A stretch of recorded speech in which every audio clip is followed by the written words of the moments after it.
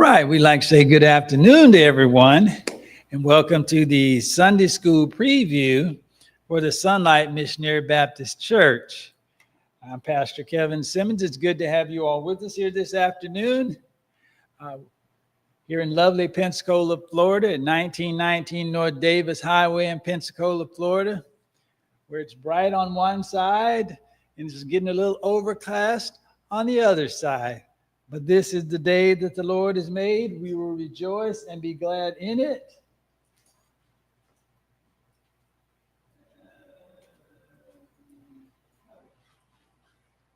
I'll figure that out eventually. We thank you all for joining us. We trust something will be said will be of some spiritual gain and benefit to you. Our lesson today is coming from the book of Genesis once again, continuing the teachings on the unit lesson is the genesis of altars and sacrifices, the beginning of things. When we were reading about this and talking about this in our Bible study last week, we talked about the law as the law was given to Moses. And we talked about the principles that are the foundation of the law being given. The principles that are the foundation, how it is to be used and who it applied to. All of these instructions, the foundational instructions for the law in its entirety were given to mankind, were given to the Israelites and the Gentiles that were with them. Today's lesson again comes from the book of Genesis. This is the account of the son of Abraham, the son of promise, that being Isaac. And it is coming from Genesis chapter 26. We have a couple outlines, and our lesson is entitled Digging Your Own Well. Digging Your Own Well. But before we start, as always, we want to start off with our Sunday school motto from 2 Timothy 2:15. Study to show thyself approved unto God, a workman that needed not be ashamed, rightly dividing the word of truth. Study is required. A casual glancing over is not sufficient. Just reading over is not sufficient. Hearing it is not sufficient.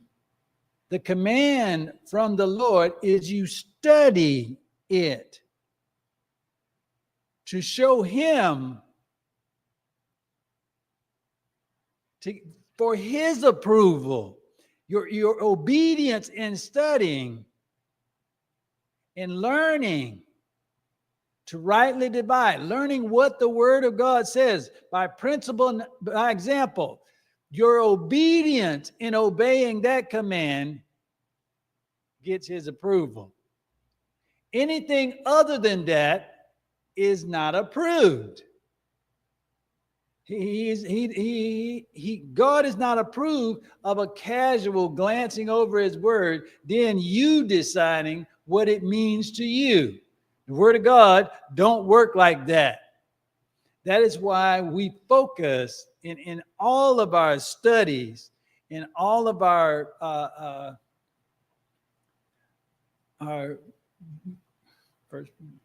district associations and things. Anytime there is a Bible study, we recite 2 Timothy 2:15. It is a focus that we learn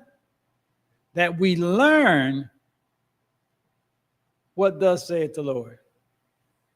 And the model prayer in unison, Our Father which art in heaven, hallowed be thy name, thy kingdom come, thy will be done on earth as it is in heaven.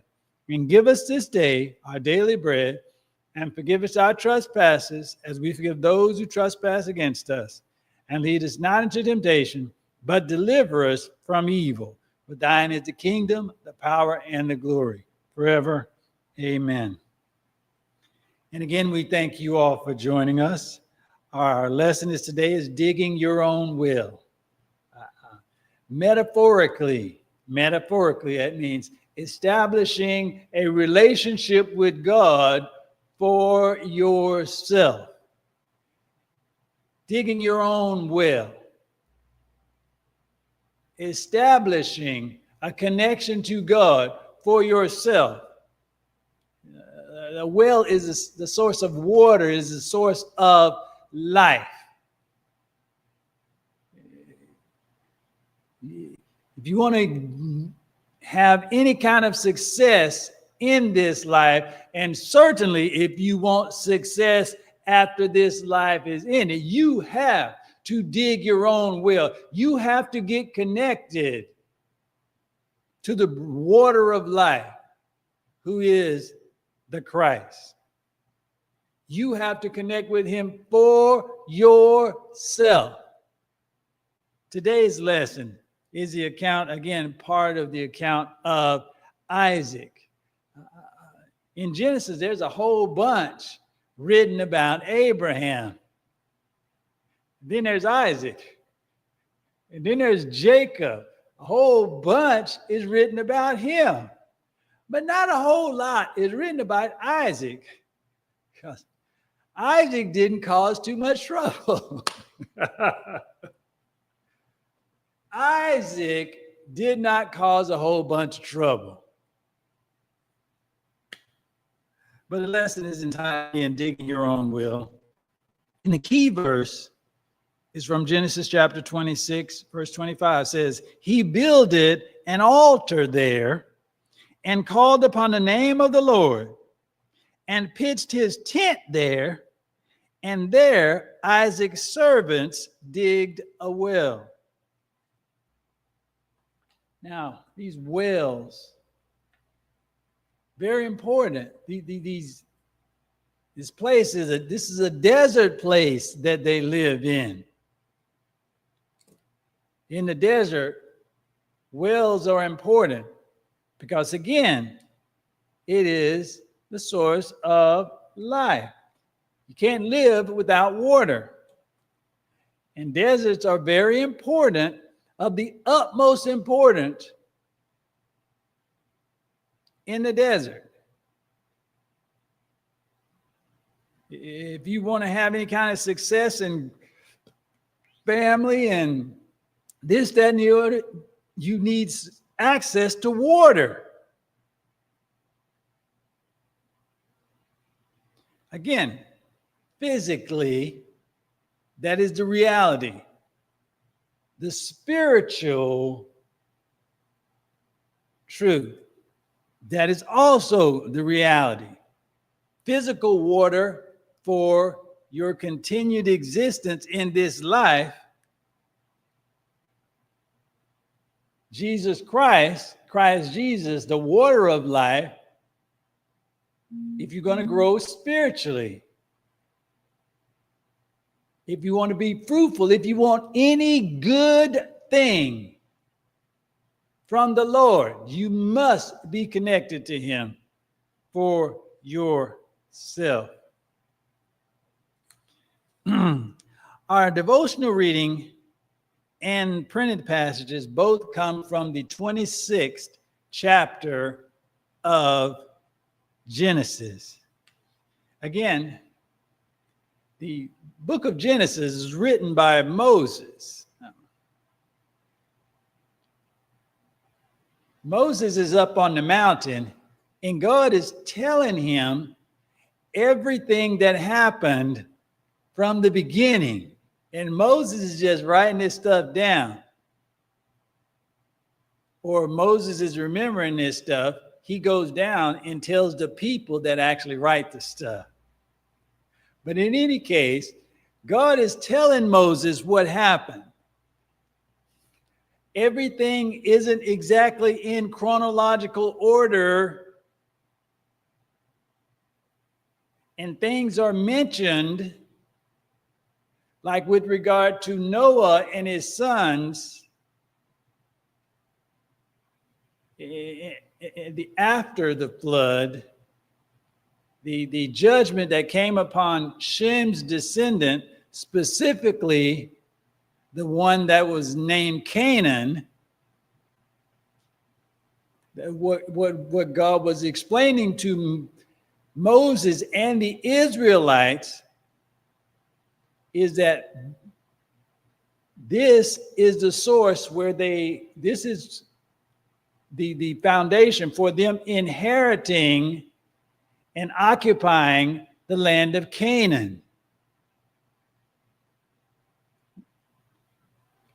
Under Noah, one of the judgments that passed upon Noah, well, Noah's son Shem, his descendant.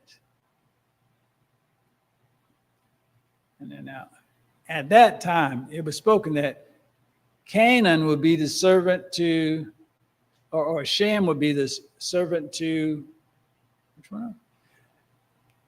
Well, one of them would serve the other. One of the sons would serve the other. Their descendants would. Now, it's important to understand the specifics of those words.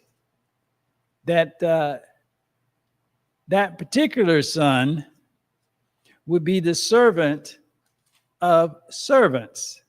So Canaan would be the servant of servants. Not serving the actual people, but the servants of servants. And this is what it says. This is in Genesis chapter 9, starting in verse 25. And he said, "Cursed be Canaan, judged. A judgment passed upon Canaan." Canaan ain't alive then. It's going to be up to 11 dozen generations before the man by the name of Canaan is born. But the Israelites are here on the mountain getting ready to, they just come out of bondage in Egypt, and they're getting ready to go over into the land of Canaan that is their inheritance. God is telling Moses here, and he's going to tell the Israelites, this is where this inheritance came from. This is how it is that you're going in to possess part of the land. The truth of the matter is, the Israelites populated a small part of the land of Canaan, which was ridiculously huge. They were not going to inhabit the entire land, just a small part of it. Cursed be Canaan, a servant of servants shall he be unto his brethren, a servant of servants. Now, among the Israelites, there are servants, specific group. We know they are the Levites. We know they're talking about the Levites. They're the ones who inherited the worship of Jehovah. And they served as the preachers and teachers of all the other tribes. It says a servant of servants. Now, the specific group of Canaanites, not all of them, became the servants to the Levites. Those are the Gibeonites. They became servants to the Levites, specifically to serve as a gatherer of wood in the temple. That was their purpose, to gather the wood and stuff for the temple, and wherever else they were servants for to the Levites. And this is what that was talking about. See, it says Canaan, cursed be Canaan, under a judgment be Canaan. Now, this was fulfilled specifically with the Gibeonites when they tricked Joshua into safe passage with them. They became allies through trickery. The leaders of the Gibeonites dirtied themselves up and made themselves look like they were hobos or wandering vagabonds and stuff. And they came upon the Israelites, and they came to the leaders of the Israelites and says, we're just wandering people. Allow us safe passage with you. We mean you no harm, and we would wish you to not harm us as we'll travel along a little bit together. And the Israelites, specifically Joshua, instead of consulting with God, he said, okay. And therefore, the Gibeonites were then spared from anything. No harm could be done to them. And Joshua was kind of upset when he found out that he had been tricked, that these were actually the rulers of the Gibeonites. And they had tricked him, and now because there were groups that as the Israelites moved through, they gave everyone the opportunity to come under the worship of Jehovah. And if you chose not to, it was war. But the Gibeonites, but you never could tell with the people, the Canaanites, so they tricked the Gibeonites tricked Joshua. They tricked Joshua because Joshua could be tricked because of his disobedience in not consulting, taking everything to the Lord, seeking the guidance of the Lord for everything. There's a whole bunch of stuff like that. It's not necessarily, everything isn't in chronological order. There are things that get mentioned out of time, before their time. He said all that to say this: for this reason, this is being told to Moses. So some things get brought up. Seems out of sequence, out of the chronological sequence from the beginning. But this is just God dictating to Moses. And God adds amplifying instructions.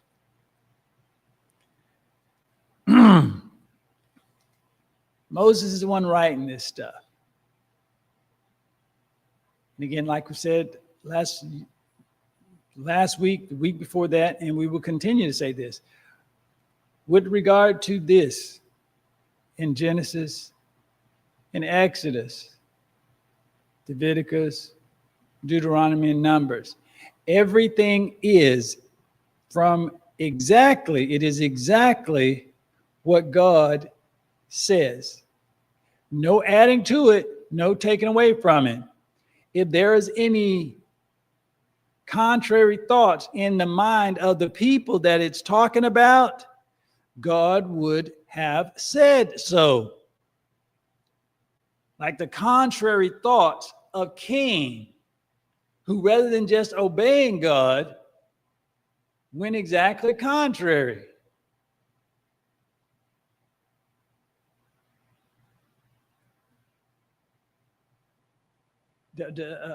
Lot's daughters, when they did what they did, yeah, God told you this is what they thought, and this is why they did what they did. Lot's wife, what happened to her and why it happened to her. The facts of things and the reality, what God said was in the heart of that person at that time. God tells you. Last week, we talked about that guy by the name of Abram, as he was asked to offer his son Isaac as a sacrifice. And we talked about Abram tying up Isaac and putting Isaac on the altar. And Abraham is very, very, very, very old. He's not falling down old, but he's old. And Abraham, we didn't read in the Bible where Isaac was fighting, kicking, and screaming. That God didn't tell you that didn't happen according to God. Because if Isaac had took off running away from him, Abraham wouldn't have caught him. Abraham's old. Isaac was young and spry. But today's lesson is a continuation of Isaac. Again, that specific thing with regard to the Isaac being offered. It is important that you understand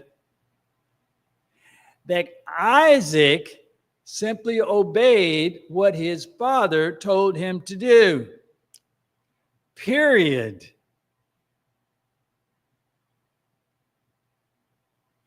Isaac had faith in his father.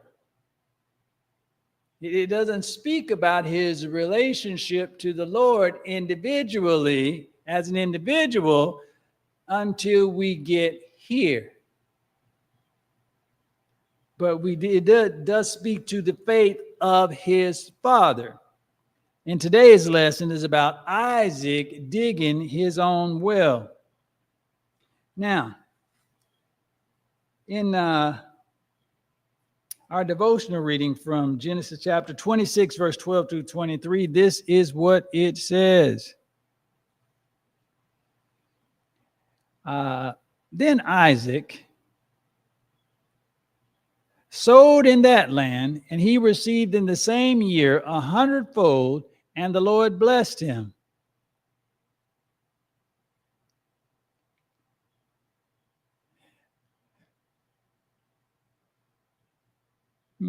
Go back to verse 1 for context.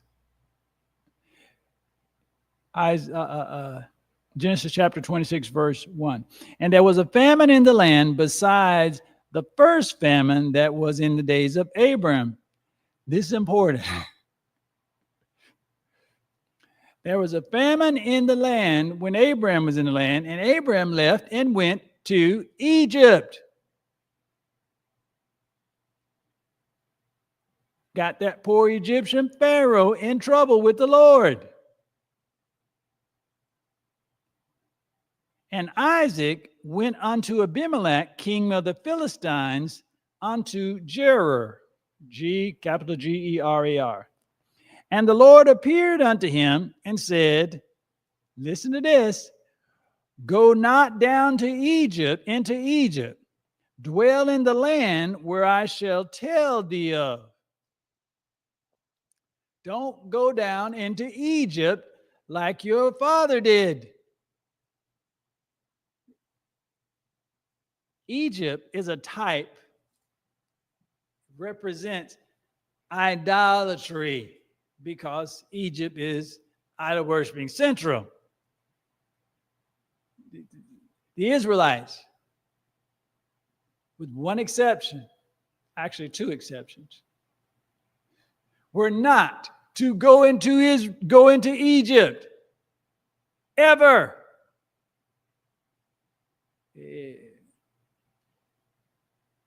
You can be taken into Egypt against your will, but you don't go there on purpose. Abram did. Now, when the Lord tells Isaac, do not go to Egypt, that's because Isaac was going to go to Egypt, just like his father did. God doesn't just say stuff because. See, he knows the hearts and minds of men, what they thinking now and what they're going to be thinking in a week, in a year, and all this stuff. God spoke to Isaac and told them, do not follow what the intent of your heart is. Do not go down into Egypt. He already had it in his mind.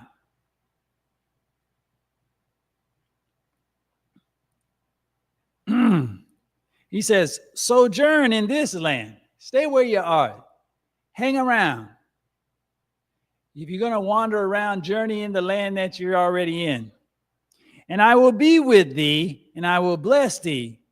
For unto thee and thy seed will I give all these countries. So Gerar, G-A-R-E-R, which is in the land of the Philistines, is in the land of Canaan. He says, and I will perform the oath which I swear unto Abram thy father, and I will make thy seed to multiply as the stars of heaven, and will give unto thy seed all these countries. And in thy seed shall all the nations of the earth be blessed. This is specific, that phrase. And in thy seed shall all the nations of the earth be blessed. Thy seed, one seed, specifically Jesus the Christ. That specific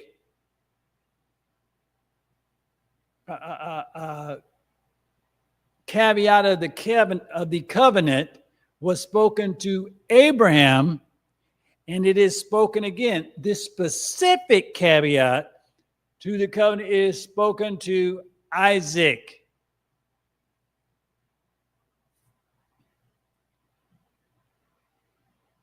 Tag again, specifically. It says, because that Abraham obeyed my voice and kept my charge and commandments and my statutes and my law. Abraham prospered. God prospered him because he obeyed God. Now, for everybody's information,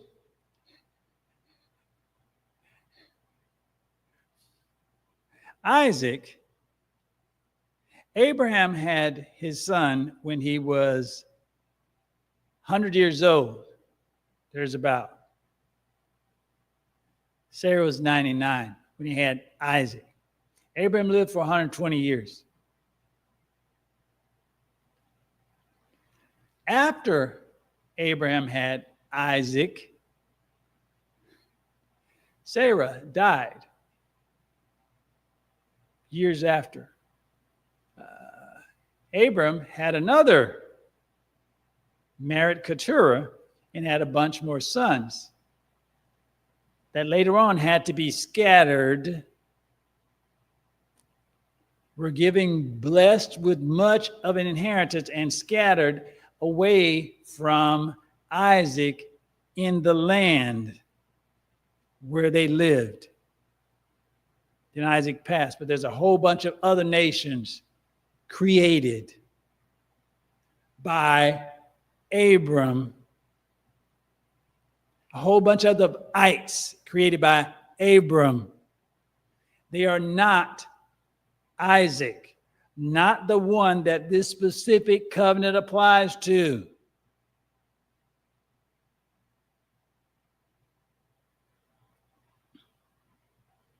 Now, just like Abram, when he went down into Egypt,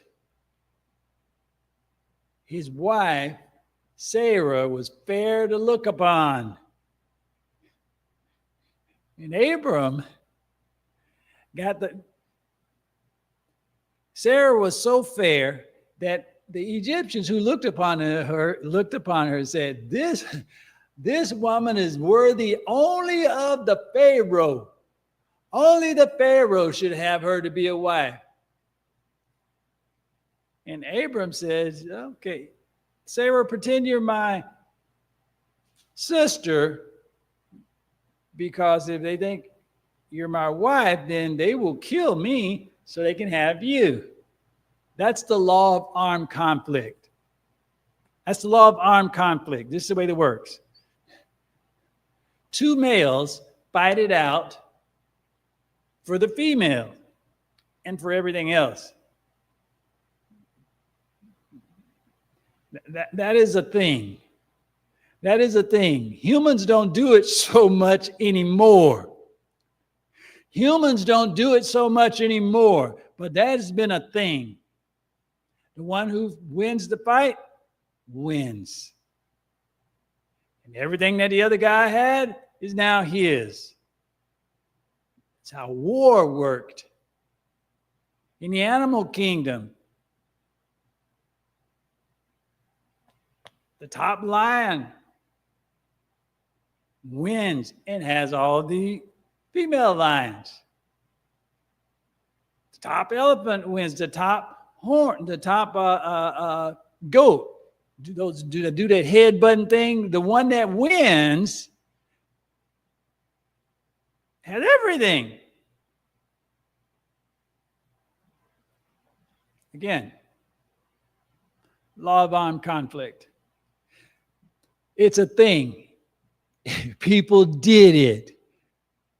Abram said, pretend you're my sister so they don't kill me so they can have you.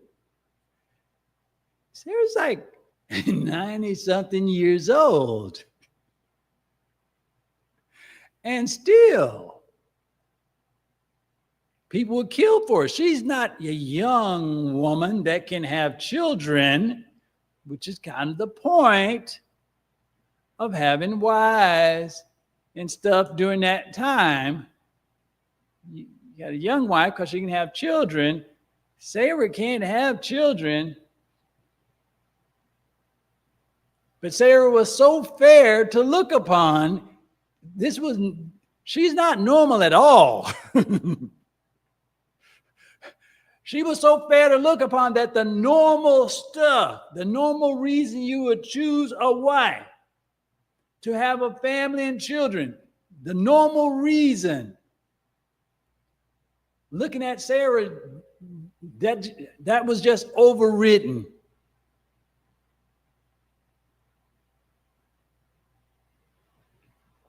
But God didn't let, even though Abram was wrong with that, God gave,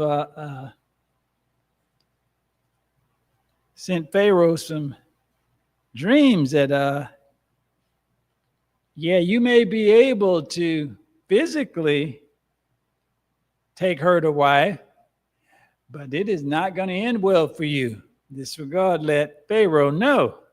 So Pharaoh came back to Abram. What are you doing? What are you doing to us? We ain't did nothing to you, Abraham. Why you lie to us and tell us that your sister? You knew good and well that I would want to marry her and take her as my wife. And now you got God on my back about this. Here, Abraham, take all this gold and stuff and leave. Go away. Yeah, that was not nice on Abraham's part. Well, anyway, the king of the Philistines, here with Isaac, his name was Abimelech. And just like his father deceived Pharaoh about his mother, Sarah, Isaac's wife, Rebekah, was the exact same ridiculously beautiful woman. It isn't a beauty thing. There's something abnormal about them. Because in absolute terms, all women are equally beautiful. They just look different. All of them are equally beautiful. They just look different. You got a problem with it, take it up with the Lord. That's the way it is. All of them women are equally beautiful. They just look different. God is the designer. But Sarah and Rebekah were a little odd. There was a little more to them. But Abimelech, king of the Philistines,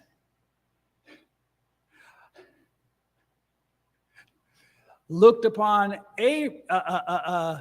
Rebekah like, I'd like to have her for a wife because she is perfect. Well, isn't she a little old? Don't you get your wives young so they can have many heirs and stuff? Yeah, but she's beautiful. She's like ridiculous. She's abnormal. And then Abimelech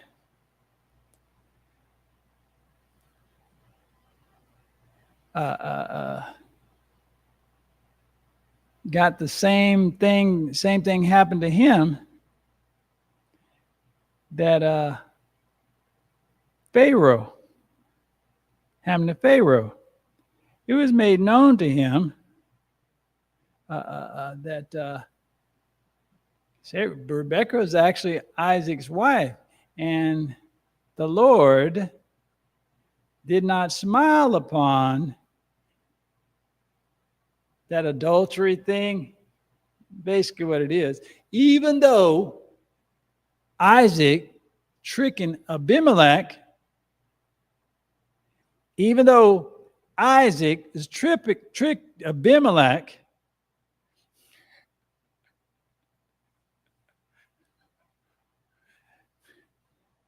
one of Abimelech's men saw Isaac and Rebekah acting as husband and wife. So Abimelech said, "Whoa, son, what are you doing? Why are you doing what your father did, telling us that your wife, telling us that your sister? You trying to get the hand of God coming against us?" He says, "What hast thou done to us? What is this thou hast done unto us? One of the people might lightly have lied with thy wife, and thou shouldst have brought guiltiness upon us." And Abraham charged all his people, saying, "He that touches this man or his wife shall surely be put to death." The God of Abraham and the God of Isaac, his hand is at work. His hand is at work here. You go back into with Adam, Eve, Abel, Cain, Seth, and you get to a point up in there where God stops talking to literally everybody. In the beginning, God talked to pretty much everybody as he needed to. They dealt with God directly. It took a long time where God stopped talking to everybody, and he spoke to specific ones. Well, the conviction of God, the Holy Spirit, still moves on people, especially with regard to those who he has a covenant with. Abraham, Isaac, and Jacob, they are going to be special. They're going to be special. The hand of God is going to be on them specially to create the nation of Israel. So the hand of God is moving on everybody around them. The Spirit of God is moving on everybody around them to ensure that no harm comes to them. There's a saying, "Touch not my anointed and do my prophet no harm." In the 155th number of Psalm, you read that applies to Abraham, Isaac, and Jacob. That specifically applied to them. And when you look at their life, yes, no one came anywhere near harming them. The hand of God was always manifesting on those who would have harmed them, those who could have harmed them, those who might have even thought about it.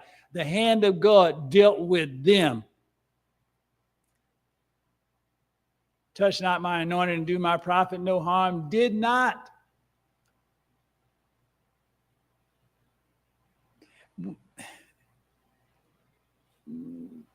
Jesus is special. Nobody could do anything to him, but he did allow it. He did allow things to be done to him, but they could not do anything to him in any other manner. So that didn't even apply to Jesus, except on the specific permission. So it definitely do not apply to anybody today. No preacher, no teacher, no prophet. That does not apply. It doesn't apply. Again, that was a very specific thing. But today's lesson, that is the background. Well, devotional reading starts at verse 12. Just so you see, Abraham, Isaac, there is some mirror there, but not a lot, because Abraham did a lot more disobedient stuff. Abram created the Ishmaelites, the enemies of the Israelites, the Midianites, or whatever his other 5 sons' names were. Those became enemy nations to the Israelites because they are not the son of promise, the one that God issued a covenant with, specifically to be the father of or in the line of the Messiah. In this, you either line up in that line or against it.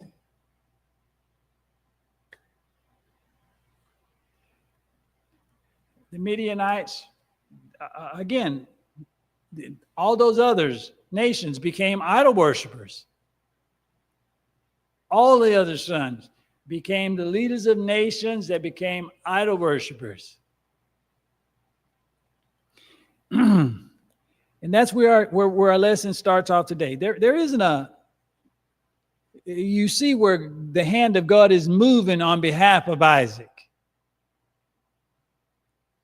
And then, devotion reading verse 12 through 23. Then Isaac sowed in that land and received in the same year 100-fold, and the Lord blessed him.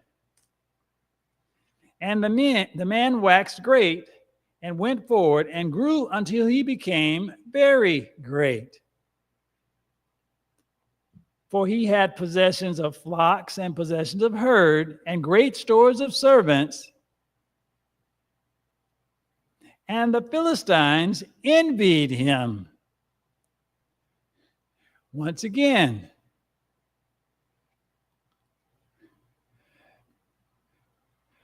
the Lord is blessing him in all manners. As long as he is obedient, God smiles upon him, favors him, and blesses him and all those around him. He has lots and lots of servants. He has lots and lots of servants because he doesn't have his 2 boys yet. He doesn't have the twins yet. So he has lots and lots of other servants.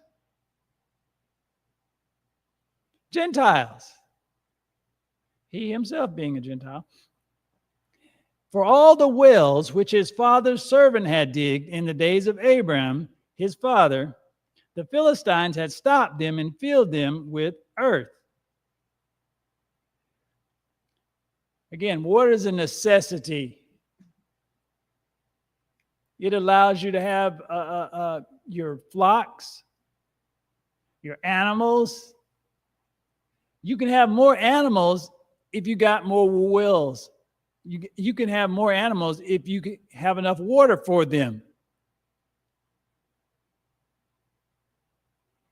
Your people, you can have more servants if you got enough water for them. So the Philistines, because Abraham had dug a whole bunch of wells, had a whole bunch of servants, they did wander around. The Philistines would stop up their wells, fill in the wells So the number of servants of Abraham didn't get too many. Same thing with Isaac. They wanted to make sure they ain't got enough water for all these people. So you can't take in too many servants because you got to be able to feed them and clothe them and protect them. The servants weren't slaves and stuff. They were your extended family. You had to take care of them and all like that. In verse 16, and Abimelech said unto Isaac, go from us, for thou art much mightier than we. Abimelech is the king of a giant city. Abimelech is a king of a giant city. Abimelech is a king of a giant city.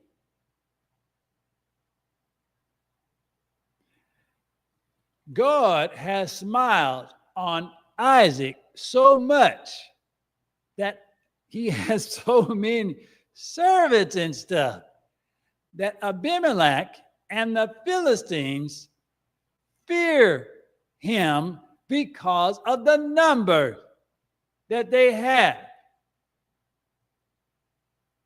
The king of a city-state who has an army and trained soldiers don't want Isaac and his servants around because they're too many. And if that, let's say that guy, and kings, you got to be aware of this stuff. Say if that guy Isaac decided he want to take over and make himself the king, he got enough people to do it. And not just that, his God will act on his behalf. So yeah, Abimelech said, please go away. You're way too, your numbers are too many. You're mightier than us. Please just go away.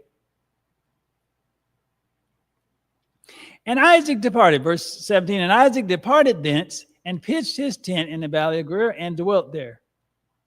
And Isaac digged again the wells of water, the wells, the ones that his father dug, or his father's servants dug, that the Philistine closed up. Once he left the place where Abimelech was, which had plenty of water, okay, we're going to dig these wells back. And Isaac digged again the wells of water, which he had digged in the days of Abraham, his father, for the Philistines had stopped them up after the death of Abraham. And he called their names after the names which his father had called them. Verse 19, and Isaac's servants digged in the valley and found there a well of springing water. And the herdmen of Gerar, Gerar, did strive with Isaac's herdsmen, saying, the water is ours. And he called the name of the well Esek, because he strove with him, because they strove with him. Again, there's only so much water. Whoever owns the water, controls the water, they can provide water for their flocks, and the people who don't got water, their flocks are going to die. People who got plenty of water in the desert, their servants will get water, and the people that don't, their servants, not so much. And if you're a servant of your own free will, you're going to choose to be the servant of the person who has control of the well, so you can get water and live. Water for your wife and children. It's a way of things. Verse 21, and they digged another well and strove for that also. And he called the name of it Sitnar, Satnar. And he removed from thence and digged another well, for that they strove not. And he called the name of it Rehoboth, Rehoboth. And he said, for now the Lord has made room for us, and we shall be fruitful in the land. First well he digged, there's some Philistines saying, well, this is our land, this is our water. Okay, well, then he went somewhere else. Now remember, Abimelech, the king in that area, said, you all better leave this guy and his wife alone, otherwise I'm going to put you to death. This is what he said to the other Philistines. Now, these Philistines who are arguing over the wells and stuff, they ain't actually causing harm or meaning harm to Isaac and his crew. But again, the water is a matter of life and death. So they must take care of their own. Second well, same thing, another group. They moved along. Third well, digged a well, nobody bothered. Named it, the Lord has made room for us in this place. Because the Lord is a God of provision. He provides for his own, whatever the case. Whatever the case, whatever the circumstances, that when you're acting in obedience to the Lord will provide.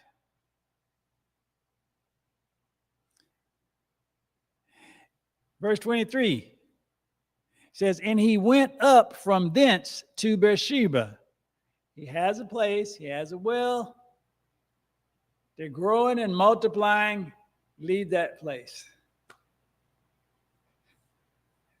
This is where our lesson is. Verse 24 through 33 says this. This is a key thing. And the Lord appeared unto him the same night and said,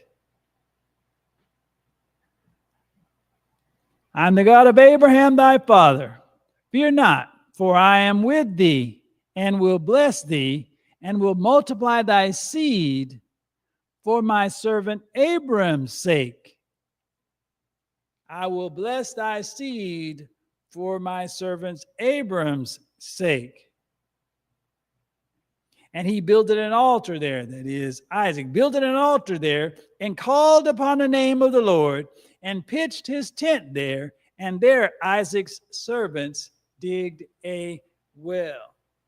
We do not read anywhere in the preceding chapters and verses where Isaac acknowledged God. We don't see where Isaac built an altar anywhere. Again, the altar is about honoring Jehovah, the God of Abraham, Isaac, and Jacob. The offering is about acknowledging the promise of the coming Messiah. Every offering points somewhere to the coming Messiah, the Savior. And here, after all that God has done for him, we see Isaac acknowledging, Isaac building an altar, Isaac making an offering. It's already been spoken that the provision of the covenant, specifically the one where through thy seed shall all the nations of the earth be blessed. Through thy seed shall all the nations, not your descendants, but everybody on the planet.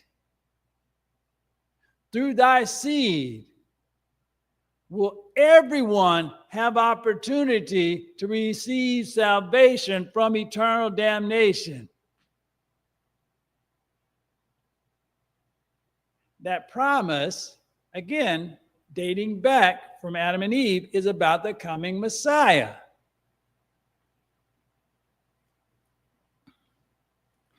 Again, he built an altar, called upon the name of the Lord at last, and again, digged a well. The outline we're talking about now is, we got two outlines: reassurance and reconciliation. Reassurance is verses 24 and 25. We're talking about reassured that God spoke to him. God appeared to him and spoke to him and promised him that he would be with him as he was with his father Abraham.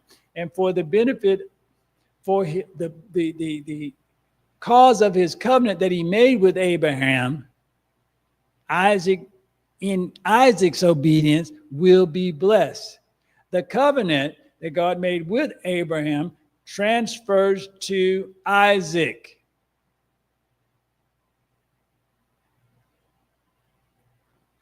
Again, Abraham, Isaac, and Jacob, they are special. They are really special. Not because they were all that good. Not because they were all that good. Again, Abraham, a little disobedient. Isaac's pretty good. Jacob is like crazy. Jacob's a tricky devil. He got better, but he wasn't good at all. The second outline is reconciliation, and that's verses 26 through 33. And this is what it says. Then Abimelech, the king,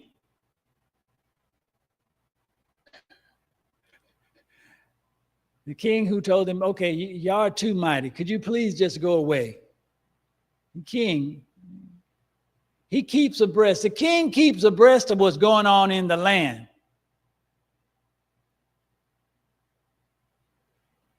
He knows about Isaac. He would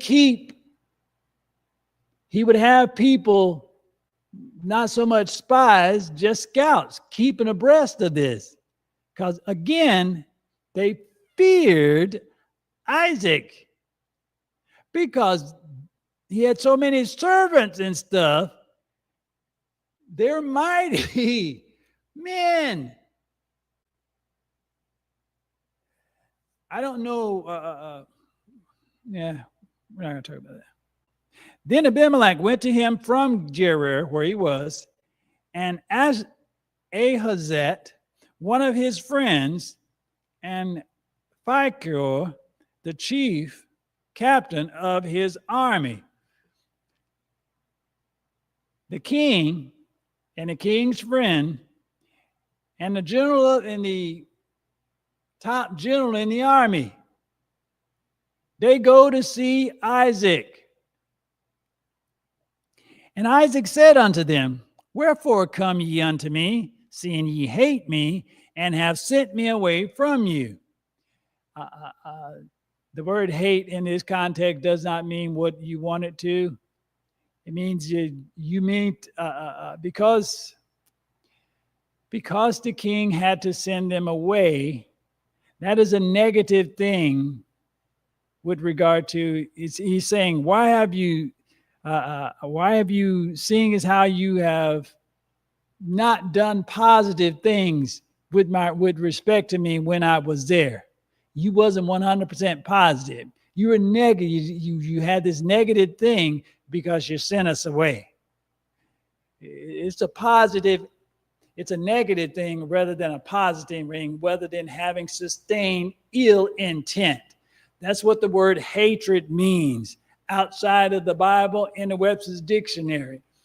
To hate, that reaction is to have sustained ill intent towards.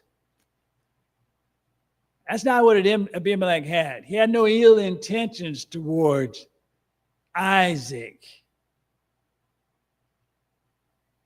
He had no ill intentions towards Isaac or his servants and stuff. It's just Isaac serpents. There was too much and too many of them, and it wasn't good for them to be around because they were a threat. If you had ill intent, that's what the soldiers are for. Verse 28, and they said, we saw certainly that the Lord was with thee, and we said, let there now be an oath between us, even betwixt us and thee, and let us make a covenant with thee. Again, the Lord, Jehovah God, is very much real in the hearts and minds of these people in the Bible, these rulers and leaders back then, even the idol worshipers. The God of Abraham, Isaac, and Jacob is very much real and very much feared. They don't want to cross him. Nobody wants to cross Jehovah God. They may believe that there are other gods, but they know for a fact that Jehovah God is real, and they do not want to get on his bad side. Therefore, they are very cautious how they deal with people who are on his good side. A lot of people today should be learning from that. They're not, but they should. They're not going to. Probably a good idea.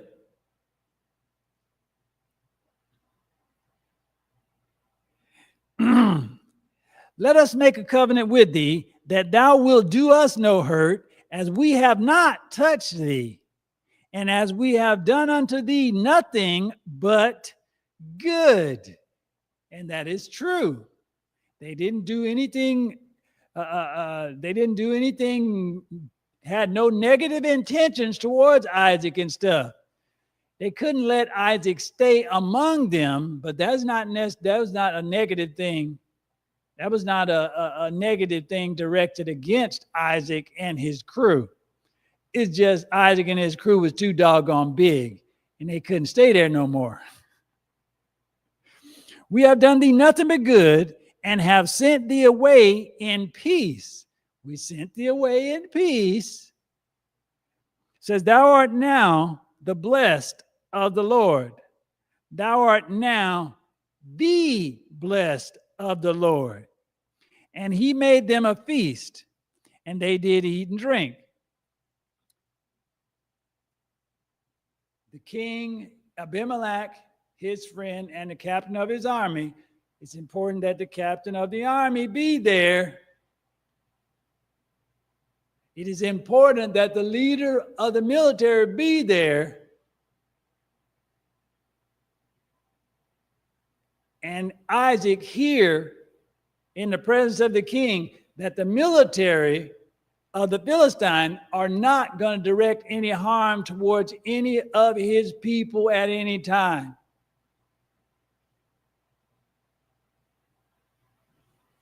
And the king say that in front of his military person, and what comes out of the king's mouth is the kings didn't get to go back on their word.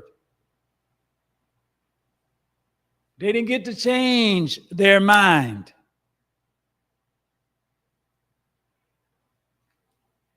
That was a matter of honor. What you say means something. Isaac, verse 30, and he made a feast, and he made them a feast, and they did eat and drink. And they rose up betimes in the morning, and sware one to another, and Isaac sent them away, and they departed from him in peace. Verse 32, and it came to pass at the same day that Isaac's servants came and told him concerning the well which they had digged, and said unto him, we have found water. Verse 33, and he called it Shebah, Shebah, Therefore, the name of the city, Beersheba, unto this day. Again, this is Moses. Moses writing down today. The name of that city is Beersheba. That city, Beersheba, is where the well is that Isaac dug. The city of Beersheba is where Isaac made a peace. Isaac and Abimelech, king of the Philistines, made their little peace treaty covenant thing.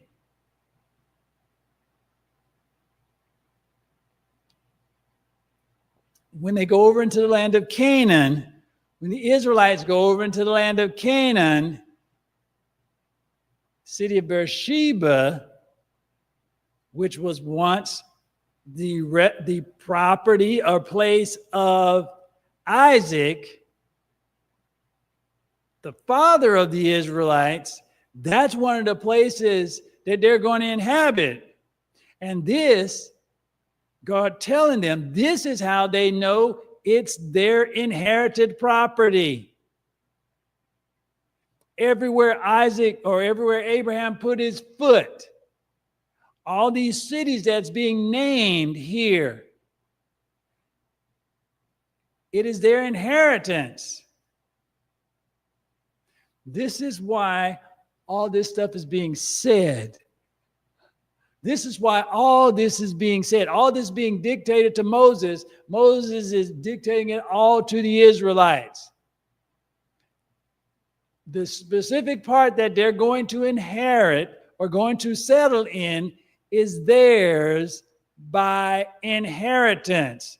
This is where they find out that. All right, verse 34. And this is where things change. Verse 34 says this. Well, actually, verse 33, he called it Sheba, name of the city there. And that is where our lesson ends. Reconciliation. The reconciliation, there's no reconciliation. It's just the establishing of an official peace treaty with regard to Isaac and his descendants and the Philistines. There are places in Canaan that are the inheritance of the Israelites. They are already there. They already exist. The cities are named.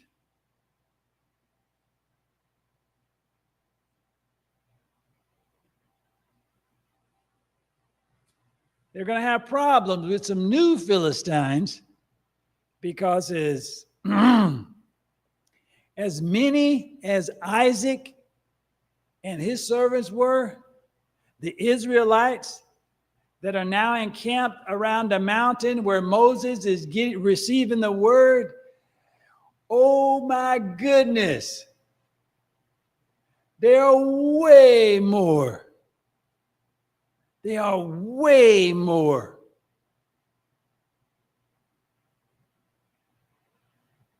And when the Israelites march, and when they march over into the land of Canaan, the fear that Abimelech had because of the number of Isaac and his servants, the fear that he had was very much real. Isaac and his servants didn't have an army. When the Israelites go marching over into Canaan, they're going to have an army. A really, really tough army.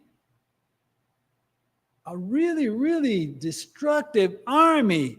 And more than that, they're going to have the God of Abraham, Isaac, and Jacob fighting on their behalf. And again, this is how things set. the order of things. We see that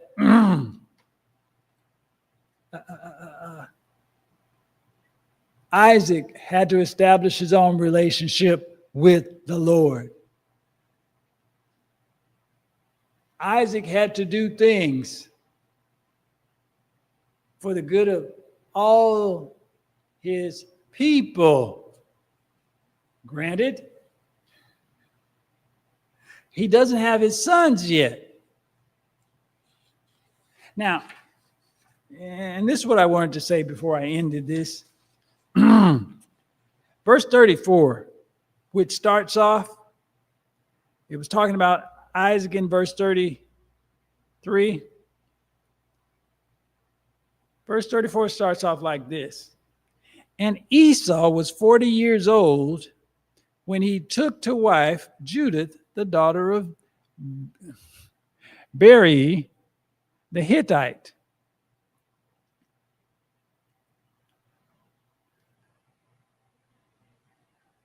It's talking about Isaac in verse 33. It's talking about Isaac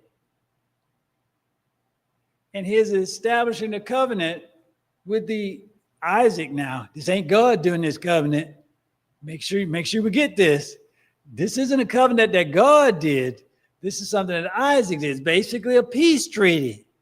It's a human peace treaty. And then in verse 34, it starts talking about Isaac's son, Isaac's grown son, Esau, who's the twin of Jacob. See, right there in one verse, it skips over how much? 40 plus years? Because he is talking about, God is telling them the facts and the reality of things, of the land that they're going to inherit, that they're going over into. These are the facts and reality of the land of Canaan. Again, how it was that the Israelites would inherit, and inhabit specific places. And this information with regard to Beersheba, the peace treaty that Isaac made with Abimelech, king of the Philistines, this peace treaty that, yes, is recorded in the history of the Philistines. When the Israelites, Isaac's descendants, come back over there, that land is theirs. No matter who's living there now, you know, because it's recorded who the land actually belongs to. And the king, that current king, whenever the Israelites get there, you're just going to have to vacate the land. Whoever's living there, just going to have to move. Now, all that being said, currently, the world is a mess. Currently, Israel is a mess. Currently, every ruler, not every ruler, but a lot of our rulers are a mess. There is nothing good going on in Israel. There is nothing right and decent going on in Israel. Certainly not within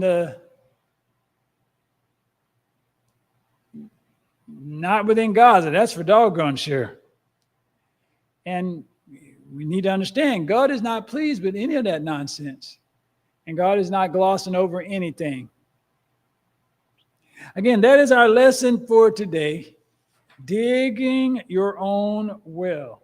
Establishing your own relationship with the Lord. It's not just enough to establish a relationship, but you have to maintain fellowship. And again,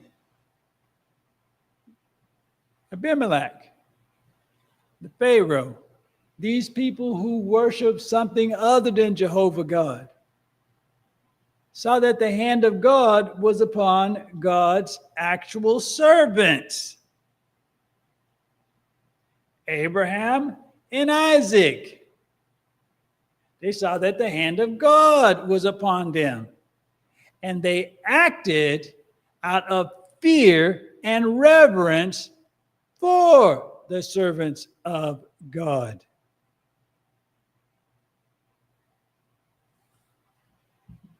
May God smile upon you and favor you is our prayer.